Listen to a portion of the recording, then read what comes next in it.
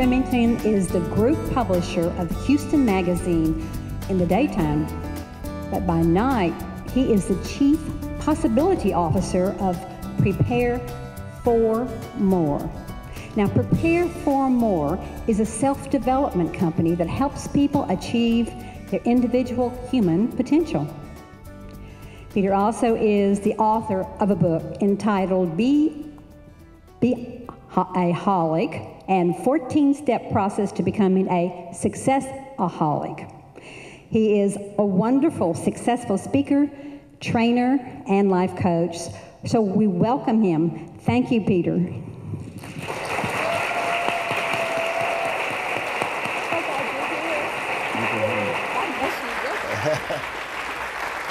Hi, thank you.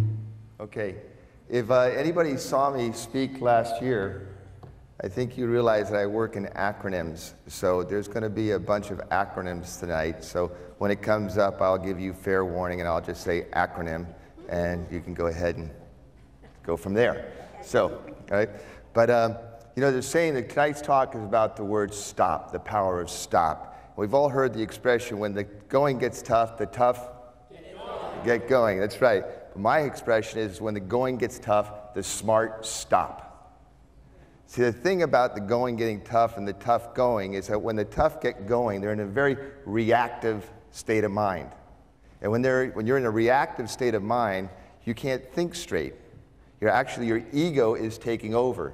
And when your ego takes over, what you can do is you can have a quick success with that ego and feel good about yourself, but that quick success only leads to long-term chaos down the road. So for me, when the going gets tough, the smart stop. When you're in that reactive mode, you have basically surrounded yourself by all this negative energy, and it doesn't allow the resources that are available to us from the universe to accept the answer to our circumstance. So tonight we're going to talk about the power of stop. Now, the opening sentence of M. Scott Peck's book, The Road Less Traveled, is, "Life is difficult." Now, who do you think made life difficult? We did. So let me set the stage for you a little bit here. So let's go back to the beginning of Genesis with Adam and Eve. Right? So God created the earth. He created the earth. He spoke the sky. He spoke the waters. And all of a sudden, he decided to speak Adam. So Adam is created. And through Adam, he creates Eve.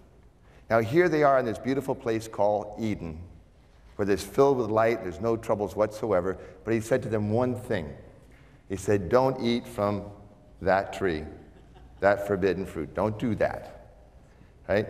So Eve, one day, and she is the first person in history, by the way, who confronted distractions, the enemy, the opponent, the adversary. She is the first person. So she's walking through this blissful Garden of Eden, and here's this little serpent that says, hey, try a little bit of this fruit, because with this fruit you will gain wisdom. So she takes a bite of it. She runs over and gives it to Adam, and like a good guy, he does what his wife says, so he takes a bite of it. Right? And the next thing you know, you hear from God. And God says, what have you done? Well, we've eaten from the forbidden tree, and he says, okay, from now on, you're going to experience pain. You're going to experience death. You're going to have to work for your food. You're going to have to, you're going to feel cold. You're going to feel heat. You're going to feel discomfort. All these things are going to happen to you. And to put the cherry on top, I'm going to make you have kids. Now that's cruel. I thought we had a loving God, right?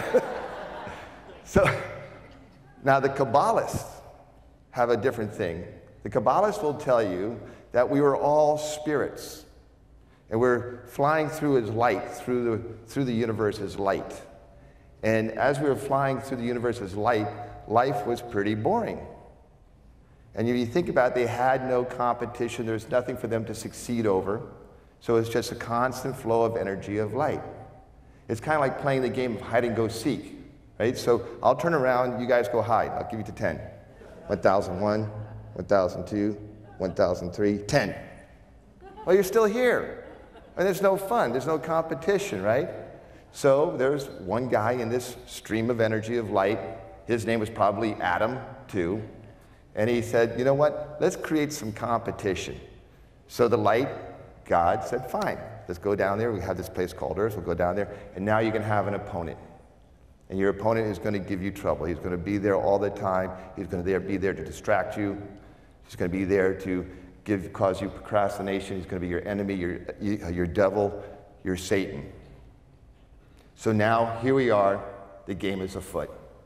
Now, we all know, and we say that here at Unity, we are all spirits having a human experience.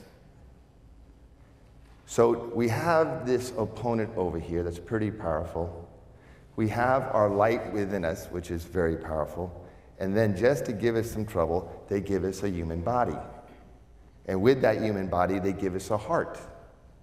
And a heart for love, and a heart that can be broken. And then he gives us free will, so we can make our decisions, our own choices in life, to be able to do whatever is right or do whatever is wrong. And then they do one more thing. He gives us a mind to remind us of the stupid choices we've made. Right? I mean, how cruel is that? Right? But it gets worse. Wait, there's more. Right? So now, not only that, you don't get to fight the opponent at this stage, at this age of your life. You have to be born. So you are born, and guess what? You were born perfect. All right? Say this with me. I was born perfect. All right? We were all born perfect.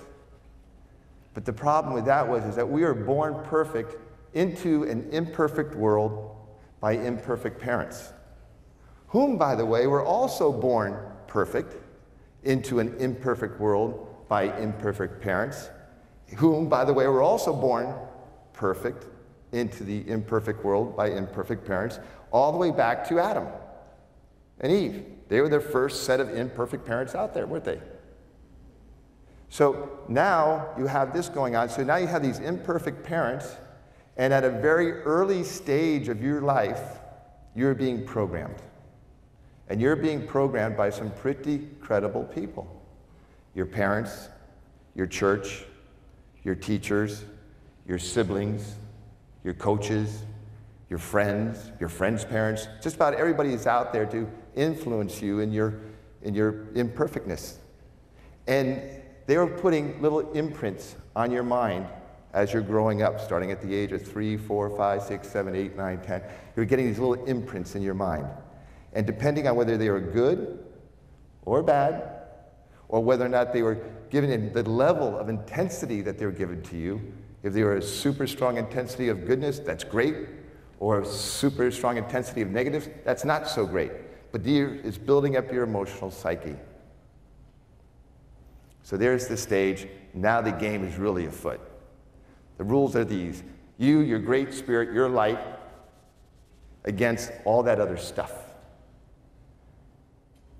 So life is difficult, and life is a series of triggering events, and triggering events will conjure up emotions.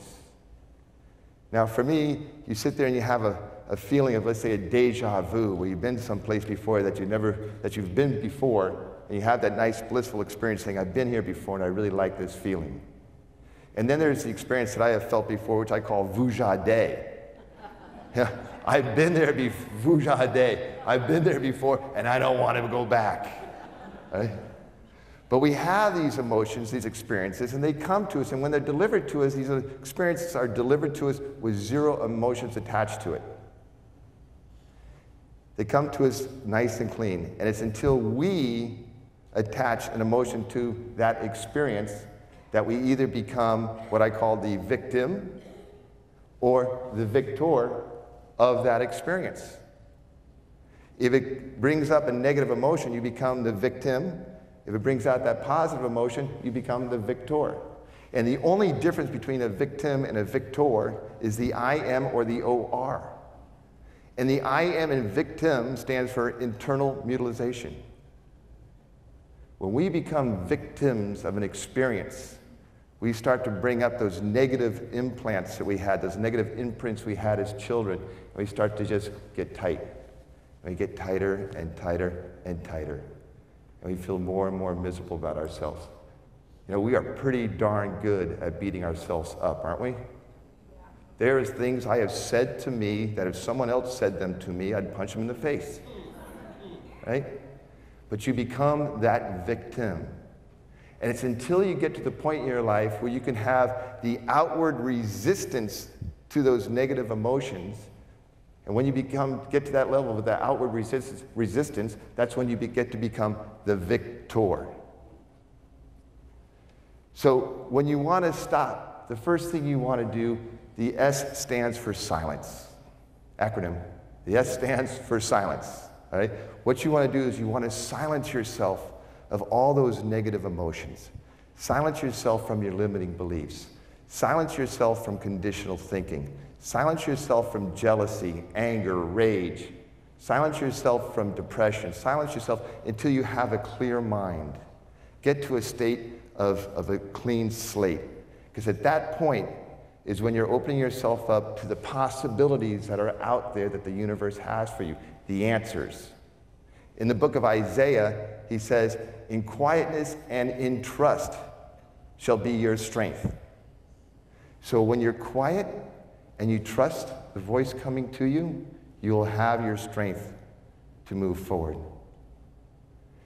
On top of that, the Buddhists call it the stage of emptiness. There's nothing good, there's nothing bad, it's a state of emptiness, and you're now at the point where you're able to receive. So, first stage of stopping is to silence yourself. Now, Yerba Berg, in his book on Kabbalah, writes a thing called the suddenly syndrome. And what he says is that nothing happens suddenly. You don't suddenly lose your job. You don't suddenly gain weight. You don't suddenly go broke and get in debt. You don't suddenly fall out of love. You don't suddenly lose a client. Nor do you suddenly get in shape. Or do you suddenly become wealthy. Or do you suddenly find the love of your life. Or get a promotion at work. Nor do you suddenly get that real good client. Things happen through cause and effect. The circumstance that you find yourself in is a product of a cause and effect that created the circumstance that you find yourself in, and they're from seeds that you had planted long ago. They could be from seeds that you planted yesterday, 3 weeks ago, or 3 months ago, or 3 years ago. But these seeds will manifest at different times and create the effect that creates the cause in your life. So it's not as suddenly this just happened to me. You know, it takes a human female 9 months to have a baby. It takes an elephant 2 years. Same result, babies. It takes a blade of grass, a week to start to sprout up. But if you plant an acorn at that same time, how long does it take for an oak tree to grow? A very long time. Same process, same manifestation, but different manifestation periods. And that's the thing about the seeds we plant in our lives. So we need to be careful about the types of seeds we plant in our lives, because those seeds, that cause will create this effect, which will create the circumstance. The other thing you want to do is think about your purpose. What is your purpose in life? Do you have a purpose in life? Everybody has a purpose in life, whether it be to be a good father, a good mother, a good employee, but do you really have a definitive purpose in life that you can talk about? Acronym. So, with a purpose in life, when you have it, you have passion, with your P. You have a passion for yourself. You understand why you're doing it. You resolve to make it happen.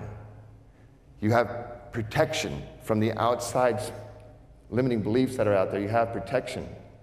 You're obedient to the things that you need to do to make sure that your purpose follows through. You're spiritual about your purpose. It's woven into the fabric of your being, and E, you're enthusiastic about it. So when you have those definitive purposes in your life, nothing can stop you. Now, Napoleon Hill wrote the book Think and Grow Rich. Has anybody read that book? Quite a few? Okay. Great book. Great book. It is a manuscript on how to live your life and how to become a successful individual. But Napoleon Hill had a problem with that book. The problem is that people were reading it, but they weren't becoming successful. So he sat down and tried to figure that out, and he wrote a book in 1938 called Outwitting the Devil. And that book was very controversial for its time because it was going against the church and it was going against education. So his wife, Annie Lou, said, do me a favor, don't publish this book until after you die. So he said, okay. So in 1970, Napoleon Hill died. And Annie Lou said, you know what? I don't want this published until after I die. So she gave it to her nephew, who was in charge of the Napoleon Hill Institute at the time, and said, after I die, you publish this. She died in 84. Well, the nephew's wife said, you know what? I don't want this published in my time either. So they die. They passed the book along to the new CEO of the Napoleon Hill Institute, and it was in 2009, June of 2011, June of 2011, that book finally gets published. Something that was written in 1938 finally gets published. And the story is it's about the devil and outwitting the devil. And the story goes that the devil is your adversary. He's not the guy with the horns and the red suit and the tail and the pitchfork. That's not what we're talking about. The devil is your adversary. He's your opponent. He's your enemy. He's your Satan. He's your procrastination. He causes you to drift. He causes you to drift at moments when you should be doing something else. He causes you to drift. So the T in the stop stands to think. And think about the circumstances, the seeds you planted that got you into this effect that created this circumstance. Think about that. And when you think about the T, and you think, I think you'll find that along the way, God was speaking to you. God was saying, come by and don't do that. You know better. What was that? Come on now. Don't do that. What's that? So God's over here talking to you. You're on a diet, and over there's the chocolate cake. Don't do that. Right? But here's what happens. The opponent. Come on over here. The cake is great. Come on over here.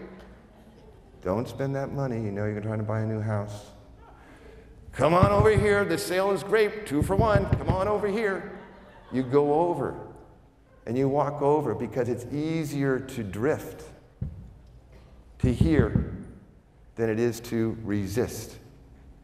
But I think you'll all find in your lives that you've had an intuitive moment. And you go, yeah. I was at the airport in Miami coming back from a trip, and you take your clothes, take your clothes off to go through TSA, right? Now you take your jacket off and your shoes and all that. And I had my sunglasses in my top pocket here. I grab my belt, my laptop, my stuff. I go over, I put my jacket on. I'm about 15 yards away from the TSA. And I thought to myself, are my sunglasses in my pocket? I said, I'll check it out when I get to the gate. Well, the gate in Miami is way down there. So I get to the gate, I order up some food, and I sit down. I go, no sunglasses. So I finished my salad. I walked all the way back to TSA. And I said, did you find some sunglasses, some Ray-Bans, two-toned? And they go, yeah, here they are. Well, hello. So listen to those little feathers. Think about the things that got you into that circumstance. Because as Thomas Edison said, as Albert Einstein said, the level of thinking that got you into your circumstance is not the same level of thinking that you have to be at to get out of it. You have to be at a higher level. So to do that, you have to be silent, be willing to accept the things that are coming to you, and then you have to think what got you there. So, ST. Now, I like this feather. I'll hold on to it. So, Stephen Covey, in his book, The 7 Habits of Highly Effective People, in his 2nd chapter, writes about begin with the end in mind. And the concept of beginning with the end in mind is that if you have this vision of getting out of debt because you just got yourself into debt, you come up here with this vision of getting out of debt and you work your way back to the process of where you are now and what steps do you need to take to get back there. It's like when John F. Kennedy said that the United States was going to have the first man on the moon. Well, the scientists weren't really concerned about how do we get to the moon. The scientists were more concerned on how do we get back.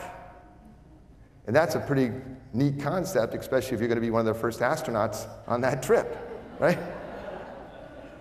So it's kind of like goal setting, putting this all together.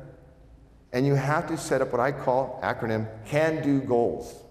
These are continuous, actionable, non-negotiable, daily, and obedient goals that we do. Can-do goals are goals that you can do on a regular basis. They're not the type of goals that we do when on New Year's Day, you know, we're all done with the partying and the eating and so forth, and we step on this scale and go, just gained 10 pounds from Thanksgiving. From Thanksgiving to New Year's Day, you gain 10 pounds from the pumpkin pie, the pecan pie, the apple pie, the turkey, the ham, the this and that, the drinking. This. So here you are 10 pounds heavier. And what do? You go into your ego state and you react. Right? Your first reaction is, you know what? I'm going to run 3 miles in the morning. I'm going to eat 1,250 calories a day, and I'm going to go home at night and lift weights. So you get up the next morning, you go out there, you run your 3 miles, you eat your 1,250 calories, you come home and you lift weights.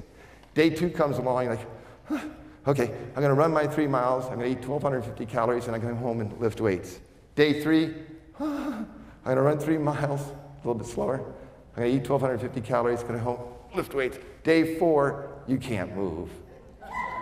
You can't, your legs are like rigor mortis. You can't get your hands passed up here, and you're starving, right? Those are not can-do goals.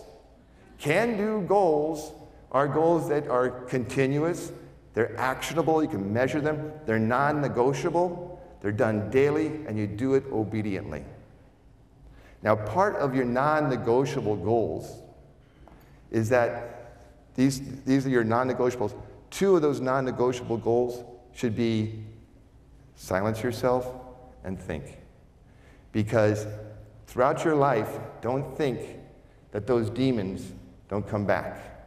Even though you were a victor over some demons in the past, don't think that those demons won't come back. There's a book by Carol Norman, I think it was. It is called Feelings Buried Alive Never Die. And she's right. If you don't wipe out those feelings, they will come roaring back to you. So take time always throughout your life to silence yourself and then think about things. So the O in STOP stands to organize. So you silence yourself, you think about the situation that got you there and how you're going to get yourself out of it, and then you organize those thoughts.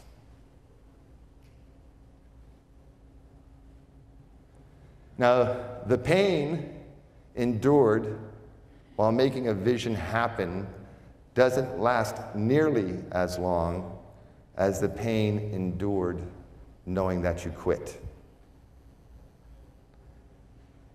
What does that mean? The pain endured while making a vision happen. Well, the pain endured is this. You have this over here. Come on, get me, come on, get me. And you have God going, don't do that, don't do that. That's the pain, because the pain is be able to recognize the enemy, get away from the enemy, and there's your pain. You can't go out. You can't buy that outfit. You're not going to eat that chocolate cake. You're not going to get instant gratification. Your ego is not going to take over. That's the pain.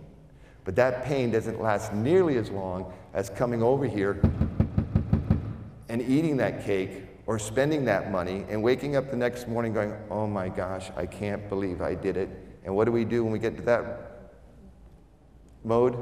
We go back into the I am, the internal. We're a victim. We're a victim of our own circumstances, and we get sadder and sadder and sadder and sadder. The tough thing about that is some people get sad and they stay sad. They can't get out of that I am mode, and nothing you say to them can get them out of that. They lose a boyfriend or a girlfriend, you can say to them, they weren't right for you, but that doesn't make you feel any better, does it? I mean, you're in your own victim state. They can't help you out. I mean, how many times have you been there yourself and someone has said, they weren't right for you? It meant nothing to you. It fell on deaf ears. Right? So the pain endured while making your vision happen doesn't last nearly as long as the pain endured knowing that you quit. People will blame their failures on circumstances. They'll blame it on the weather. They'll blame it on somebody else. That wasn't me. They'll blame it on everything else but themselves. And then what they'll try to do is they start to rationalize their failures based on other things because they didn't have the will to make that happen. And they get to the point of rationalizing it that it becomes what I call rational lies. They become rational lies. They're believable, and you buy into it. But you see, we have that free will we talked about in the beginning, but we also have willpower and willfulness, and we have willingness. The difference between the two is that willfulness is something you can do for about 90 days. When I was asked to come to Houston to work on a 90-day project, I was living in San Francisco at the time, and they said, would you mind coming down to Houston for 90 days and help fix this company for us while we find somebody who can take over the seat? And I said, absolutely, I can do anything for 90 days. Well, here I am 4.5 years later. My will is to be here. I love this town. So anyway, Madison Avenue knows this. Madison Avenue, I mean, why do you think you could do P90X and be in shape in 90 days? Why do you think you can go get Rosetta Stone and learn a language in 90 days? Why do you think you can get 6-week abs? It's because Madison Avenue knows that we have the willfulness for about 90 days. And then after 90 days happens, then it's P90X plus 1 pound, P90X plus 2, P90X plus 10. It's because we don't have the will to make it happen. So the final P stands to persist. Persist in your vision. Persist in your purpose. Persist in being your true, authentic self. Resist the temptations. See, the beauty of resistance, and you know this if you work out at all or if even in a light bulb, resistance creates light. It creates energy. So the more you resist, and the more you resist your competition, the more light and energy you're going to get within yourself. And that's the competition. That's the game of life. There's your opponent. There's the person that wants to take you off track. There's the person who doesn't want to see you succeed. That's their job. But you have this person here that wants to see you succeed. And he just wants you to listen. He wants you to listen. So the P stands for persist. So with that, I would ask everybody to give me an S. S. Give me a T. T. Give me an O. O. Give me a P. P. What do you do when the going gets tough? Stop. What do you want me to do about this speech? Stop. Thank you. God bless you all.